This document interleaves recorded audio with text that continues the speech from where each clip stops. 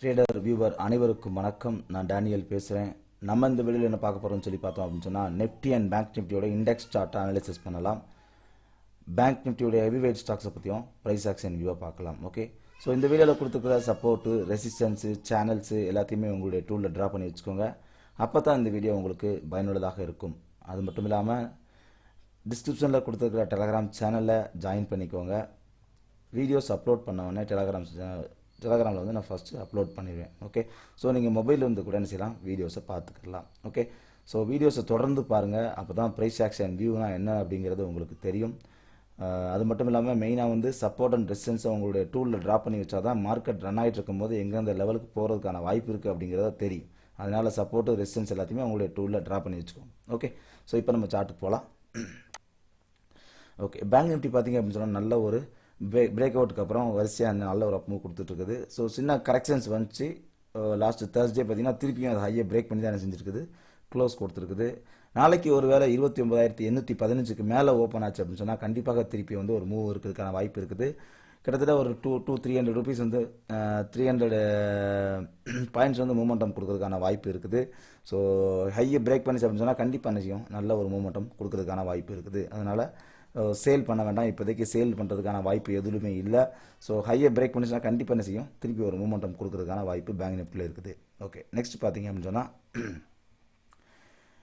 Nifty பார்த்துக்கலாம். Nifty பார்த்தீங்கன்னா Nifty வந்து ஹோல்ட் ஆகிட்டு இருக்குது. ஆட்டோ செக்டாரில் வந்து பார்த்தீங்கன்னா மாருதி வந்து நல்லா டவுன் ஆகிட்டு இருக்கிறதுனால உங்களுக்கு நிஃப்டி ஹோல்ட் ஆகிட்டு இருக்குது. நாளைக்கு கரெக்டாக சேனலுடைய சப்போர்ட்டில் தான் இருக்குது இப்போதைக்கு.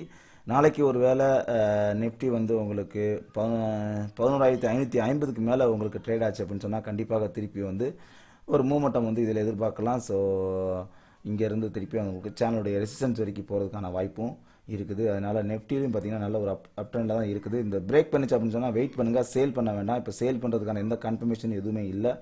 இன்னொரு கன்ஃபர்மேஷன் கிடைக்கட்டும், அதுக்கப்புறம் சேல் பண்ணலாம். ஆனால் சேல் பண்ணுறதுக்கான வாய்ப்பு எந்த கன்ஃபர்மேஷனோ கேண்டில் 6 எதுலேயுமே இல்லை. நல்ல ஒரு அப் ட்ரெண்ட் நோக்கி தான் செஞ்சுட்டு இருக்குது. நிஃப்டி மூவ் ஆகிட்டு இருக்குது. கரெக்ஷன்ஸ் வரும்னு இது பார்த்தோம், கரெக்ஷன்ஸ்லாம் எதுவும் வரல. நல்ல ஒரு சேனலை ஃபார்ம் பண்ணி தான் நிஃப்டியும் போயிட்டுருக்குது. ஓகே, ஸோ சேல் பண்ண வேண்டாம், சேல் பண்ணுறதுக்கான வாய்ப்பு எதுவுமே இன்னும் கிடைக்கல. கன்ஃபர்மேஷன் கிடைச்ச உடனே நம்ம என்ன செய்யலாம், சேல் பண்ணலாம். இப்போதைக்கு எந்த கன்ஃபர்மேஷனுமே இல்லை. ஓகே, ஸோ அதனால் நீங்கள் இப்போதைக்கு சேல் பண்ண வேண்டாம். ஓகே, ஸோ நம்ம ஆன்லைன் ட்ரைனிங் கோர்சஸ் எடுத்துகிட்ருக்குறோம். ஸோ சார்ட் எப்படி அனலைசிஸ் பண்ணணும், எப்படி ட்ரேட் பண்ணுறதும், எந்த டைமிங்கில் நீங்கள் ட்ரேட் பண்ணணும் இன்ட்ராடேயில், ஸோ எப்படி நீங்கள் ஸ்டாக்ஸை செலக்ட் பண்ணணும் அப்படிங்கிறத பற்றியான ஒரு கோர்ஸ் வந்து டெக்னிக்கல் அனாலிசிஸ் கோர்ஸ் எடுத்துகிட்ருக்குறோம். ஸோ இன்ட்ரெஸ்டட் பீப்புள் வந்து நீங்கள் இந்த நம்பருக்கு கான்டாக்ட் பண்ணுங்கள். நம்ம கிளாஸஸ் பார்த்தீங்கன்னா மார்னிங் வந்து 5:30 to 8 o'clock வரைக்கும் டெய்லி இருக்கும். 6 days இந்த class. Okay, so more details வேணும் அப்படின்னு சொன்னால் கான்டாக்ட் பண்ணுங்கள். ஸோ இப்போதைக்கு பார்த்தீங்க அப்படின்னு சொன்னால் லாஸ்ட் வீக் அந்த March 25 to 30 அது வந்து உங்களுக்கு சீட் எல்லாம் புக் ஆயிடுச்சு. ஸோ நெக்ஸ்ட் சீட் வேணும் அப்படின்னு சொன்னால் நீங்கள் என்ன செய்யுங்க, லிமிடெட் சீட் தான் முதல்ல நீங்கள் புக் பண்ணிக்கிட்டா தான் உங்களுக்கு சீட் கிடைக்கும். அதனால் நீங்கள் முதல்ல புக் பண்ணிக்கிறது உங்களுக்கு நல்லதாக இருக்கும். ஓகே, ஸோ இப்போ நம்ம சார்ட் போகலாம். ஓகே, நெக்ஸ்ட் வந்து பார்த்தீங்கன்னா பேங்க் நிஃப்டியோட ஹெவிவெயிட் ஸ்டாக் பார்க்கலாம். HDFC. ஸோ நேற்று பார்த்தீங்க அப்படின்னு சொன்னால் உங்களுக்கு HDFC தான் நல்ல ஒரு மூமெண்டம் கொடுத்துச்சு. நிஃப்டியை வந்து நல்ல ஒரு ஏற்றத்துக்கு கொண்டு போச்சு. ஸோ அடுத்தும் நிஃப்டி HDFCயில் பார்த்தா திருப்பியும் ஒரு மூமெண்டம் கொடுக்கறதுக்கான வாய்ப்பு இருக்குது. நாளைக்கும் பார்த்தீங்க அப்படின்னு சொன்னால் இந்த ஹையை திருப்பி பிரேக் ஆச்சுன்னா நல்ல ஒரு மூமெண்டம் வந்து எதிர்பார்க்கலாம். நீங்கள் டெய்லியில் பார்க்கும்போது பார்த்தீங்கன்னா நல்ல ஒரு மூமெண்ட், இதில் ஒரு கரெக்ஷன்ஸ் வர மாதிரி இருந்துச்சு. இந்த கரெக்ஷனை பிரேக் பண்ணி தான் ஹையை க்ளோஸ் பண்ணிஇருக்குது. நாளைக்கு ஒரு வேளை 2,200 மேலே நாளைக்கு ட்ரேட் ஆச்சு அப்படின்னு சொன்னால் கண்டிப்பாக திருப்பியும் ஒரு அப் மூவ் வந்து நாளைக்கு பார்க்குறதுக்கான வாய்ப்பு இருக்குது. ஒரு 3 to 4% வந்து திருப்பியும் வந்து HDFC மூமெண்டமில் இருக்கிறதுக்கான வாய்ப்பு இருக்குது. நல்ல ஒரு அப் ட்ரெண்ட் நோக்கி தான் போயிட்டு இருக்குது. சின்ன சின்ன கரெக்ஷன்ஸ் வருது. ஸோ நல்ல ஒரு மூமெண்டம் பார்க்கலாம், நாளைக்கும் வாய்ப்பு இருக்குது. அதனால் பேங்க் நிஃப்டியும் சரி நிஃப்டியும் சரி நல்லா உங்களுக்கு மேல் நோக்கி எடுத்துக்கொண்டு போகிறதுக்கு இந்த HDFC பேங்க்கு நாளைக்கு கண்டிப்பாக உதவுறதுக்கான வாய்ப்பு இருக்குது. ஐசிஐசிஐ பற்றி ஐசிஐசிஐ மட்டும்தான் பார்த்தீங்கன்னா இருக்கிறதுலே உங்களுக்கு என்ன வெஸ்டர்ன் ஜோனில் வந்து ஈவினிங் ஸ்டார் கொடுத்துருக்குது. ஸோ ஒரு வேளை நாளைக்கு 392க்கு மேலே உங்களுக்கு கீழே ட்ரேட் ஆச்சு அப்படின்னு சொன்னால் கண்டிப்பாக இறங்குறதுக்கான வாய்ப்பு இருக்குது. இப்போதைக்கு நீங்கள் சேல் பண்ண வேண்டாம். நிஃப்டியும் பேங்க் நிஃப்டியும் உங்களுக்கு நல்லா அப் ட்ரெண்ட் இருக்கிறதுனால மார்க்கெட் இதுக்கு மேலே தான் நாளைக்கு ஓப்பன் பண்ணுவாங்க, ஓப்பன் ஆகிறதுக்கான வாய்ப்பு இருக்குது. ஒரு வேளை கீழே ஓப்பன் பண்ணால் இறங்கும். ஆனால் இப்போதைக்கு இதை கன்ஃபார்ம் பண்ணி வச்சுட்டு நீங்கள் என்ன செய்யணும், சேல் பண்ண வேண்டாம். இன்னொரு கன்ஃபர்மேஷன் கிடைக்கட்டும். நிஃப்டியும் பேங்க் நிஃப்டி நல்லா அப் ட்ரெண்டில் இருக்கும்போது சேல்க்கான ஸ்டாக்ஸ் எடுக்காமல் பை பண்ணுறதுக்கான ஸ்டாக்ஸ் எது இருக்கோ அதை நம்ம என்ன செய்யணும், செலக்ட் பண்ணி ட்ரேட் பண்ணுறது தான் பெஸ்ட்டான ட்ரேடிங். ஓகே, ஸோ அதனால் வாய்ப்பு கிடைத்தாலும் நீங்கள் என்ன செய்வீங்க, வெயிட் பண்ணுங்கள். நல்ல ஒரு கன்ஃபர்மேஷன், இன்னமும் ஒரு வீக்லியில் ஒரு கன்ஃபர்மேஷன் கிடைக்கட்டும், அதுக்கப்புறம் நம்ம ட்ரேட் பண்ணலாம். ஏன்னா இதை வந்து இதுக்கு மேலே நாளைக்கு ஒரு வேளை ஓப்பன் ஆச்சுன்னா 393 இல்லை 394 மேலே ஓப்பன் ஆச்சுன்னா கண்டிப்பாக திருப்பி என்ன செய்யும், ஒரு அப் மொமெண்டம் கொடுக்கறதுக்கான வாய்ப்பு இருக்குது. ஸோ இங்கேருந்து திருப்பி கூட ஹை 400 வந்து தொடுறதுக்கான வாய்ப்பு இருக்குது. அதனால் இதில் சேல் பண்ண வேண்டாம். ஓகே, ஸோ ஏன்னா ரெண்டுமே அப் ட்ரெண்டில் இருக்கிறதுனால, நிஃப்டியும் பேங்க் நிஃப்டியும் அப் ட்ரெண்டில் இருக்கிறதுனால சேல் பண்ண வேண்டாம் அப்படின்னு நான் சொல்லுவேன். Next Kotak bank. கோடாக் பேங்க்கில் பார்த்தீங்க அப்படின்னு சொன்னால் நல்ல ஒரு அன்னைக்கு டவுனுக்கு அப்புறமும் நல்ல ஒரு அப் ட்ரெண்ட் எடுத்து திருப்பி பிரேக் ஆயிடுச்சு.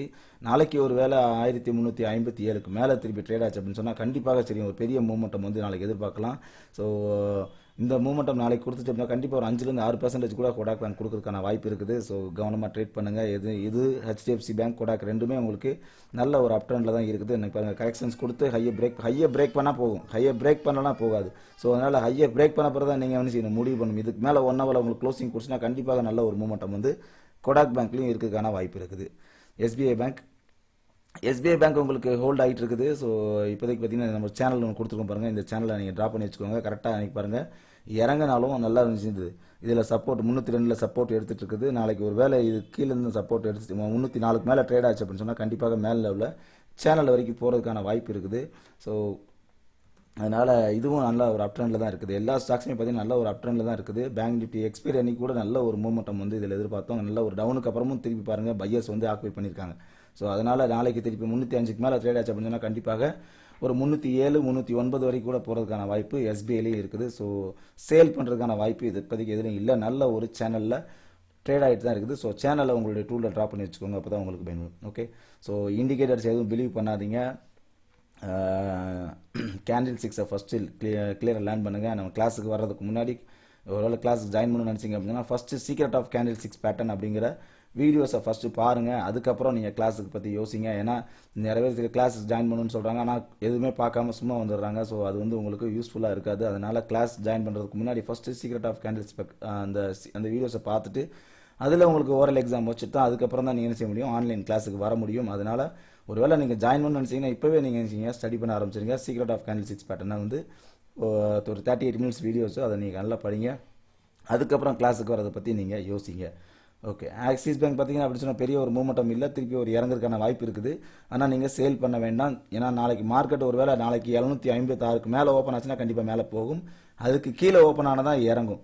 அதையும் நான் நோட் பண்ணிக்கோங்க. 756க்கு மேலே நாளைக்கு ஓப்பன் ஆச்சு அப்படின்னு சொன்னால் மார்க்கெட்டு கண்டிப்பாக திருப்பி உங்களுக்கு 760க்கு மேலே போகும். ஆனால் இப்போதைக்கு நீங்கள் இதில் ட்ரேட் பண்ண வேண்டாம். இன்னொரு நாள் க்ளோசிங் கொடுக்கட்டும், அதுக்கப்புறம் நம்ம ட்ரேட் பண்ணலாம். ஒருவேளை இறங்கினாலும் நீங்கள் சேல் பண்ண வேண்டாம். நல்ல ஒரு அப் ட்ரெண்ட் நோக்கி போயிட்டு ஸ்டாக் தான். இதில் ஒரு மூமெண்டம் வந்து உங்களுக்கு சைட்வேஸில் இருக்குது. அதனால் இப்போதைக்கு இதில் ட்ரேட் பண்ண வேண்டாம்.